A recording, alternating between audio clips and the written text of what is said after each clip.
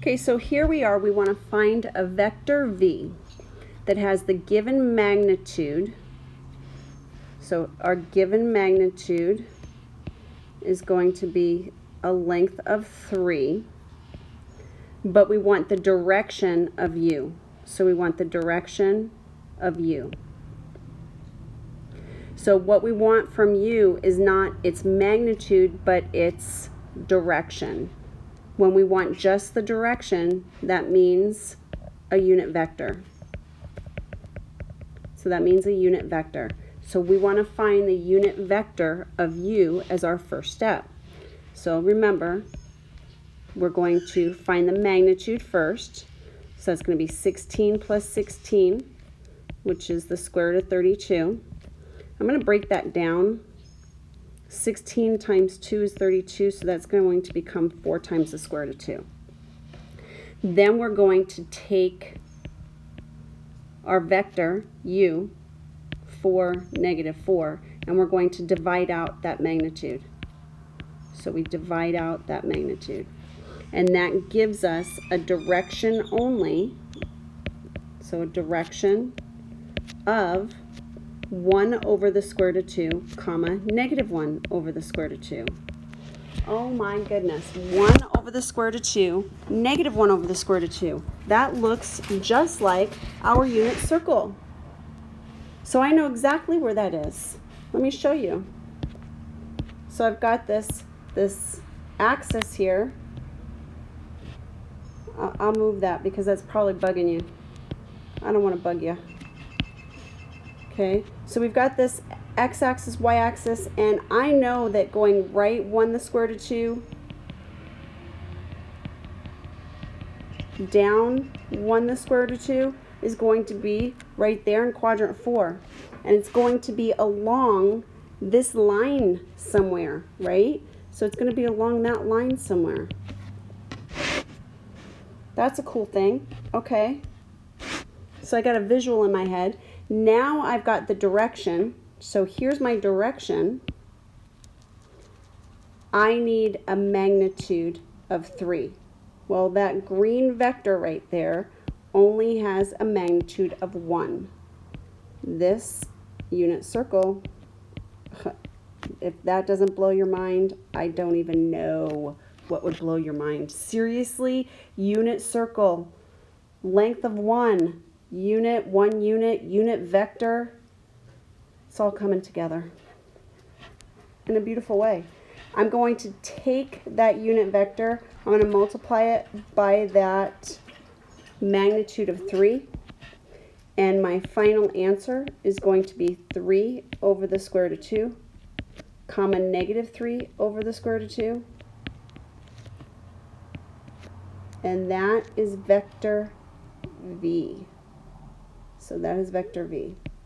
And that's how you do that. So let me show you. 1 over the square root of 2, 1 over the square root of 2, negative 1 over the square root of 2 is going to be somewhere like maybe right there, right? It's going to be right there. That's your unit vector in pink. 3 over the square root of 2 is going to be like 1, 2, 3. It's going to be a factor of 3. It's going to be somewhere like that. Maybe a little bit more. Yeah, no, maybe right about there. Maybe right about there. Maybe a little bit less, quite honestly. But you get the drift. It was multiplied by a scalar of 3. So it's going to be 3 times as large as that unit vector. It's kind of a cool thing. Okay, go ahead and give the next one a try. We're going to find a vector v with the given magnitude. And the given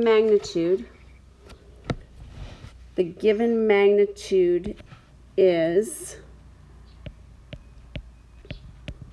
4 over 5, so 4/5.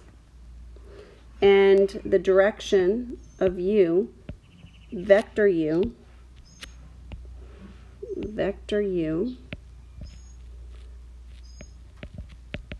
is -2, -1 in component form. Okay, so go ahead and find a vector v that has the magnitude of 4/5, yet the same direction as u. Okay, I want to use the same colored highlighters I used before. So we want the direction of u,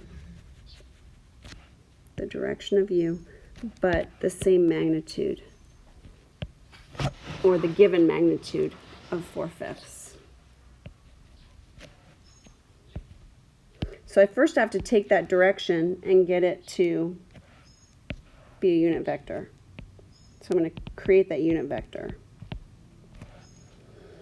So my first step is to find the magnitude. So that's 4 plus 1, which is the square root of 5. And then the second step is to divide it out. -2 divided by the square root of 5. -1 divided by the square root of 5.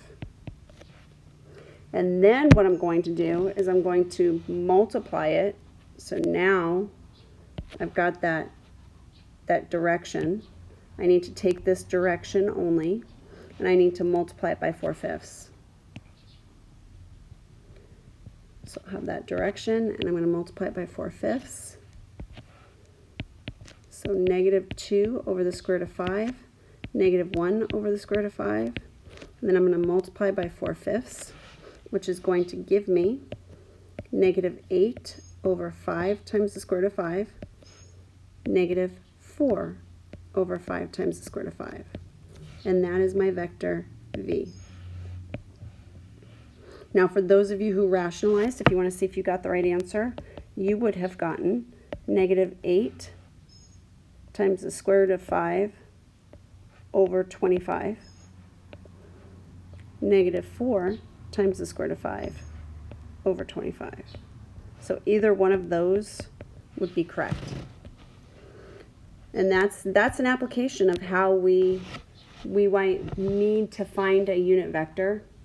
What we're going to talk about next is linear combinations. Linear combinations. They're really just vectors in another form.